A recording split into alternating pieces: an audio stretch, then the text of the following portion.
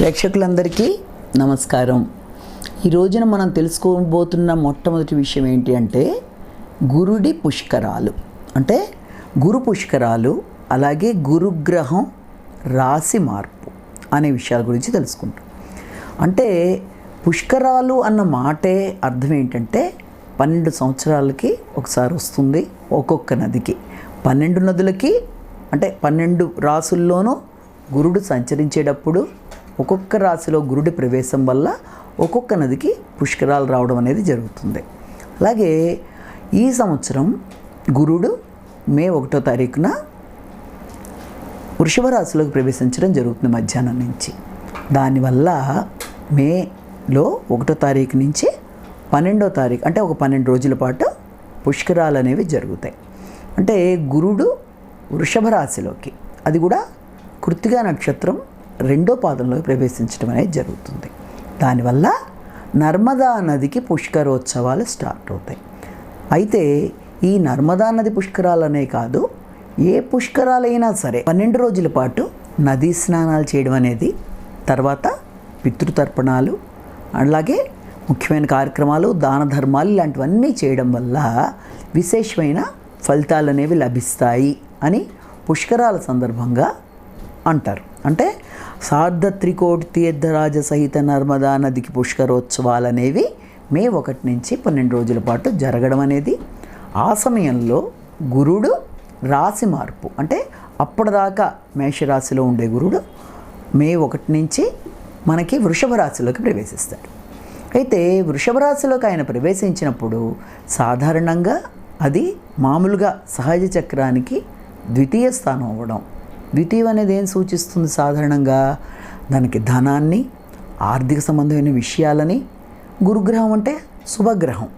అంత శుభగ్రహం ఏ రాశిలోకి వస్తుంది? వృషభ రాశిలోకి వస్తుంది. ఆ వృషభ రాశిలోకి అంటే అది ఎవరి స్థానం? అది శుక్రుడి యొక్క స్థానం.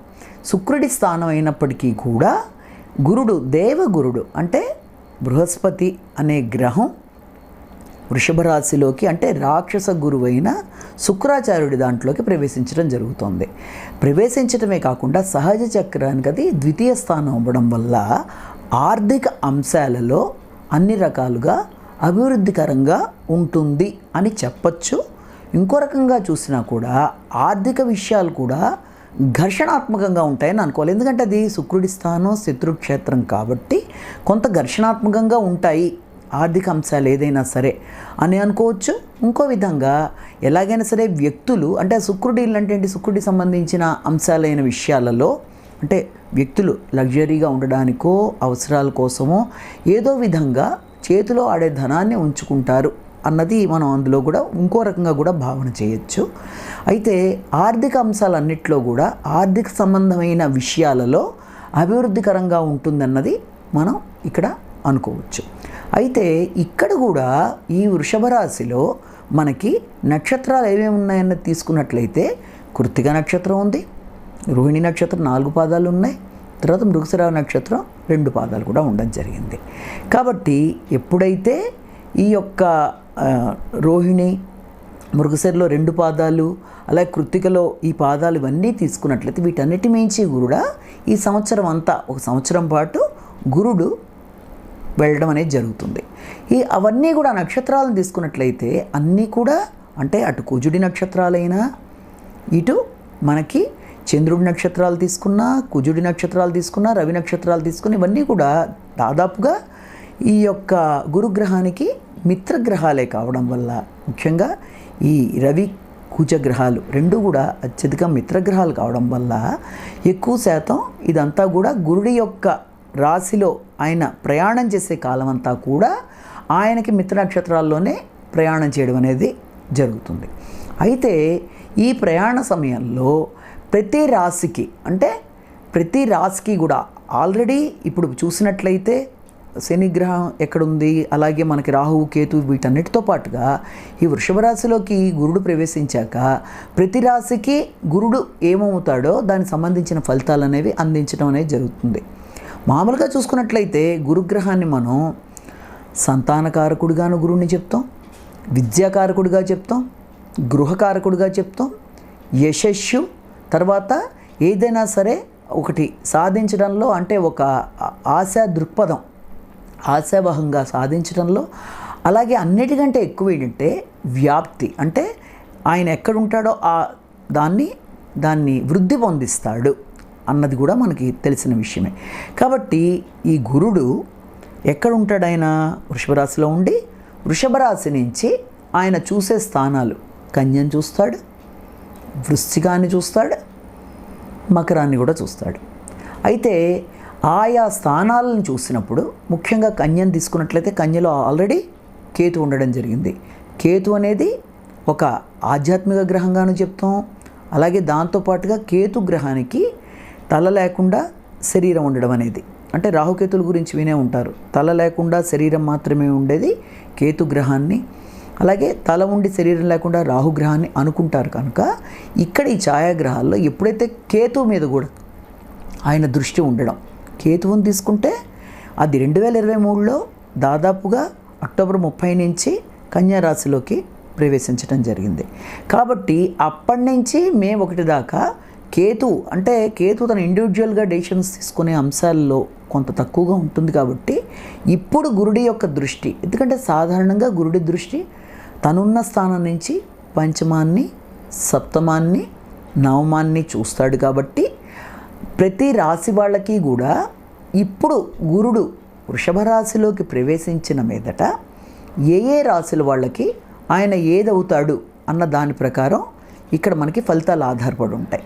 అంటే ఆర్థిక అంశాల్లో అభివృద్ధి అనేది గురుడు ప్రవేశించిన తీరు బట్టి మనం చెప్పుకున్నప్పటికీ అది శుక్రుడి స్థానం కూడా అవ్వడం బట్టి, శుక్రుడికి సంబంధించినవంటే ఏంటి, జనరల్గా శుక్రుడికి సంబంధించినటువంటి కళాత్మక రంగాలు కానీ, లేకపోతే ఇంకా మనం తీసుకుంటే ఫుడ్కి సంబంధించిన విషయాల్లో కానీ, లేకపోతే ఇంకా ఏదైనా మన లగ్జూరియస్గా ఉండడం, అంటే చక్కగా అభివృద్ధికరంగా ఉండే విషయాలు, తర్వాత స్త్రీ పురుషులకు సంబంధించిన అంశాలు కానీ, ఇవన్నీ కూడా అనేక విషయాల్లో శుక్రుడికి అందం, కళలు అంటే అన్ని రకాల కళలను కూడా తీసుకొచ్చింది, అవి కళారంగానికి సంబంధించినవి ఇవన్నీ కూడా వస్తాయి. కాబట్టి మనం దాన్ని ఆధారంగా ఇప్పుడు గురుడు ప్రవేశించేటప్పటికీ అది ఆయన శత్రుక్షేత్రమే అయినప్పటికీ కూడా సహజ శుభగ్రహం శుభగ్రహ స్థానంలోకే ప్రవేశించింది. కాబట్టి ఆ విషయంలో ఆయన అక్కడ వచ్చిన దాని ప్రకారం ఆయా విషయాల్లో ఆయన దాన్ని వృద్ధి పొందిస్తాడు అని మనం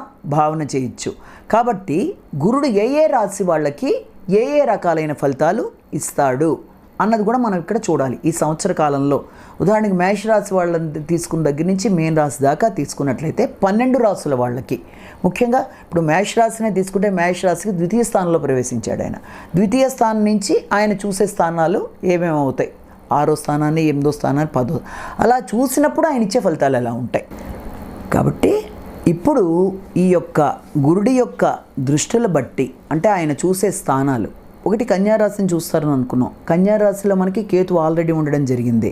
అలాగే కేతు మీద ఆయన దృష్టి ఉండడం బట్టి అది ఏ రాశుల వాళ్ళకి ఏ స్థానం అవుతుందో అన్న దాని ప్రకారం కూడా మనకి దాని యొక్క రిజల్ట్ ఉంటుంది. అలాగే అది దాంతోపాటుగా మనకి ఆయన చూసే స్థానం ఇంకొకటి ఏంటి, వృశ్చికాన్ని చూస్తాడు. వృశ్చికాన్ని చూసినప్పుడు ఆయనకి ఆ వృశ్చికం అనేది మిత్రస్థానమే అవుతుంది, అంటే శత్రుక్షేత్రం కాదు, మిత్రుడికి సంబంధించిన కుజుడి క్షేత్రం. కాబట్టి దాన్ని బట్టి రిజల్ట్ పాజిటివ్గా. అలాగే ఆయన చూసేది మకర రాశిని కూడా చూడడం జరుగుతుంది. మకర రాశి కూడా ఏంటి, ఈ యొక్క గురుడికి అది నీచ అయిన మకర, అంటే అది నీచ స్థానం కాబట్టి దాని యొక్క ఫలితాలు ఎలా ఉంటాయి అంటే ఆయన చూసే దృష్టిని బట్టి గురుడు రాశి మారిన తర్వాత వృషభ రాశిలో ప్రవేశించాక వృషభం నుంచి ఆయన చూసే కన్యారాశి కొంత శత్రుక్షేత్రంగా, అలాగే దాంతోపాటుగా మిత్రక్షేత్రమైన వృశ్చికాన్ని, అలాగే నీచ అయిన మకరం, అంటే ఆయనకి ఆ స్థానాన్ని చూడడం బట్టి వీటి బట్టి మిగిలిన రాసులందరికీ ఎలాంటి ఫలితాలు ఉంటాయి, ఎవరెవరికి ప్లస్లు, ఎవరెవరికి దాంట్లో పాటుగా మనకి మిశ్రమైన ఫలితాలు ఉంటాయి, పోనీ ఎవరైనా ఎలాంటి రెమెడీస్ తీసుకున్నట్లయితే దాన్ని అధిగమించవచ్చు.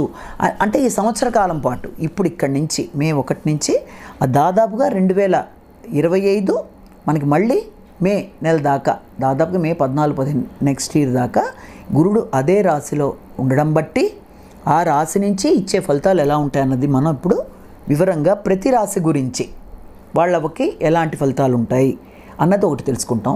రెండోది, ఎప్పుడూ కూడా ఏ రాశి వాళ్ళకైనా కామన్గా ఒక విషయం, ఇది గోచార రీత్యా సంవత్సరం మారే ఫలితాలు ఇలా ఉన్నా జన్మరాశి ప్రకారం మీకు ఆల్రెడీ జన్మకుండలిలో మీకు వస్తున్న ఫలితాలు కూడా రెండింటినీ కలిపి చూసుకున్నప్పుడు గోచార రీత్యా మిశ్రమ ఫలితాలైనా లేకపోతే గోచార రీత్యా కొంత ఇబ్బంది పెట్టే ఫలితాలు లాంటివి ఉన్నా అసలైన జన్మజాతక చక్రంలో ఫలితాలు బాగుంటున్నప్పుడు, నడిచే దశలు అంతర్దశలు బాగుంటున్నప్పుడు పెద్ద ఇబ్బంది లేకుండా ముందుకు వెళ్ళిపోగలరు. లేనట్లయితే చిన్న చిన్న పరిహారాలతో వాటిని అధిగమిస్తూ ముందుకు వెళ్ళినట్లయితే సమస్యల్ని అధిగమించవచ్చు.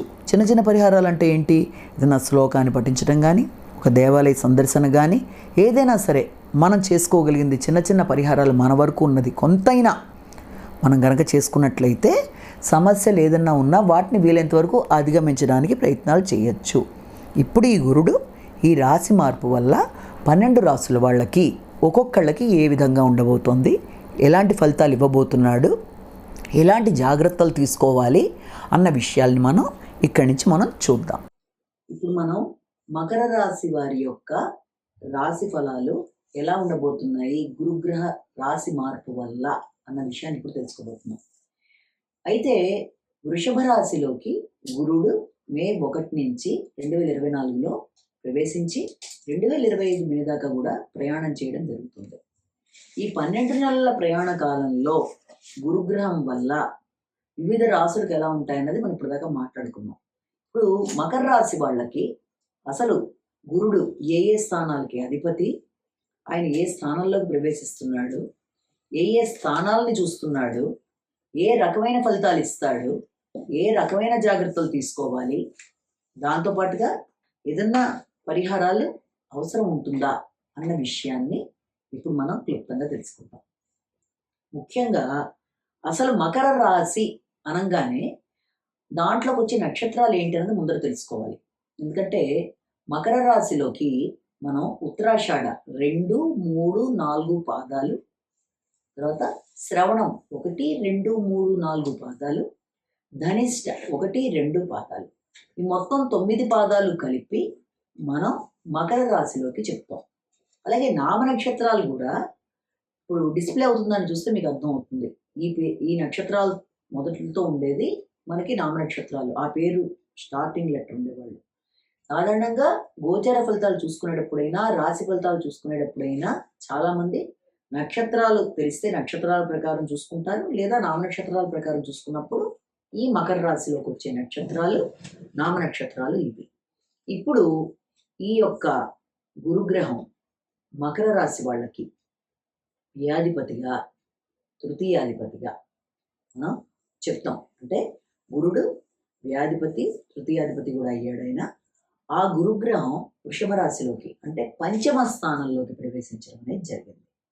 ఈ పంచమ స్థానంలోకి ప్రవేశించడం బట్టి వీళ్ళకి వచ్చే ఫలితాలు ఎలా ఉంటాయి, అసలు గురుడు ఇచ్చే ఫలితాలు ఎవరికైనా ఈ శుభగ్రహంగా గురుడు ఏ ఫలితాలు ఇస్తాడంటే విద్యాపరంగా విద్యాకారకుడు, అలాగే సంతానకారకుడు, దాంతోపాటుగా గృహకారకుడు, అంతేకాకుండా ఆధ్యాత్మిక విద్యకి, దాంతోపాటుగా ఇంకా ఆయన ఆధ్యాత్మిక గురువులకి, అంతేకాకుండా ఇంకా తీసుకున్నట్లయితే జ్ఞానానికి, వృద్ధికి, విస్తరణకి, యశస్సుకి, కీర్తికి, ఇలా అనేక విషయాల్లో ఆర్థిక సంబంధమైన అంశాల దాకా గురుడు కారకుడు.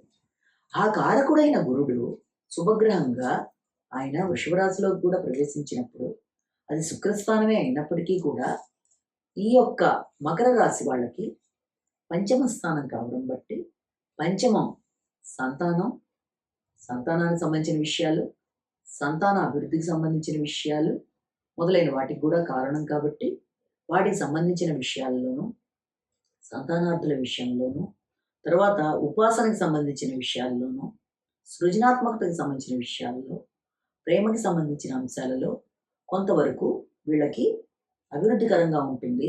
కానీ అది శుక్రస్థానం కావడం వల్ల ఘర్షణతో కూడిన వృద్ధిగా మనం భావించవచ్చు. అలాగే అంతేకాకుండా పంచమ స్థానంలోంచి గురుడి యొక్క దృష్టి తీసుకున్నట్లయితే పంచమం నుంచి నవమాన్ని చూస్తాడు ఆయన పంచమ దృష్టితో. నవమస్థానాన్ని దర్శించడం బట్టి ఆ నవమస్థానంలో అంతకుముందు ఆల్రెడీ కేతువు కూడా ఉండడం జరిగింది. కేతు మరొక ఆధ్యాత్మిక గ్రహం. ఆధ్యాత్మిక గ్రహమైన కేతువుకి ఇప్పటిదాకా అంటే గత కొద్ది కాలంగా అక్టోబర్ నుంచి ఇక్కడే ఉండడం జరిగింది కాబట్టి కేవలం ఆ రకమైన కేతువుకి ఆధ్యాత్మిక గ్రహం అయినప్పటికీ అది ఉన్న స్థానం ప్రకారం తీసుకుంటే ఇది కొంత డిటాచ్మెంట్కి సంబంధించిన గ్రహంగా చెప్తారు కాబట్టి ఏ స్థానంలో ఉంటే దానికి సంబంధించిన డిటాచ్మెంట్ అంటే వైరాగ్యం కారణమైన గ్రహంగా చెప్తాం కాబట్టి నవమ స్థానానికి సంబంధించి అంటే ఆధ్యాత్మికత విషయంలో ఉన్నత విద్య విషయంలో కానీ లేకపోతే పుణ్యబలం పెంపొందించుకునే అంశాల్లో కానీ అంతేకాకుండా ఈ యొక్క దూర ప్రయాణాలు మొదలైన విషయాల్లో కొంత వైరాగ్య ధోరణి ఉన్నప్పటికీ గురుడి దృష్టి వల్ల ఆధ్యాత్మిక ప్రయాణాలు ఉన్నత విద్య దాంతోపాటుగా ఇంకా అభివృద్ధి తర్వాత భాగ్యం మొదలైన వాటికి ఆస్కారాలు వాటి మీద ఆలోచనని పెట్టడం మొదలైన వాటికి ఆస్కారాలు ఉన్నట్టుగా కూడా మనం భావన చేయొచ్చు. ఇక అంతేకాకుండా విద్యార్థులకు ఉన్నత విద్య మీద ఆసక్తి కలగడానికి దూర ప్రదేశాలకి తీర్థయాత్రలు చేయడానికి దూర ప్రయాణాలకి ఆధ్యాత్మిక గురువుల్ని కలవడానికి ఆధ్యాత్మిక ఆశీస్సులు తీసుకోవడానికి పుణ్యబలాన్ని పెంచుకునే ప్రయత్నాలు చేయడానికి మొదలైన వాటికి కూడా ఆస్కారం ఉంది అని మనం భావన చేయొచ్చు.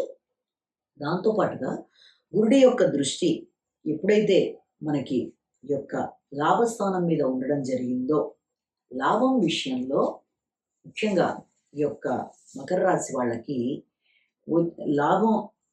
లాభం లభించడం అనేది ఆశించిన విషయాల్లో రావాల్సిన లాభాలు రావడం దానివల్ల వీళ్ళకి ఆనందకరంగా ఉండడం అభివృద్ధికరంగా ఉండడం వ్యక్తుల సహకారం లభించడం అంటే ఇంతకాలం ఆగిన లాభాలు ఏదైనా ఉంటే అవి రావడం కావలసిన మంచి వార్తలు వినడానికి ఆస్కారం అంతేకాకుండా వచ్చిన లాభాన్ని సద్వినియోగపరుచుకోవడానికి వీళ్ళు ప్రయత్నాలు చేయడం మొదలైన వాటికి అవకాశాలు ఉన్నాయి. అంటే ఏ ఏ విషయాల్లో లాభాన్ని ఆశిస్తున్నారో కొంతకాలంగా ఆగుతూ వచ్చిన లాభాలు వృత్తిపరంగా అలాగే మీ యొక్క వ్యాపార పరంగా ఆర్థిక అంశాల్లో ఇవన్నీ కూడా చాలా వరకు మీకు లాభదాయకంగా ఉండే అవకాశాలు దానివల్ల మీకు సంతాన అభివృద్ధికరంగా ముందుకి వెళ్ళేందుకు దోహదపడడం సంతానానికి సంబంధించి మీరు తీసుకునే నిర్ణయాలు ఇవన్నీ కూడా ఈ భావనలో మనం అనుకోవచ్చు. అక్కడి నుంచి ఈ మకర రాశి వాళ్ళకి నీచస్థానమైన జన్మాన్నే గురుడు యొక్క దృష్టి రావడం బట్టి ఈ విషయంలో కొంత జాగ్రత్త తీసుకోవాలి. ఏంటది?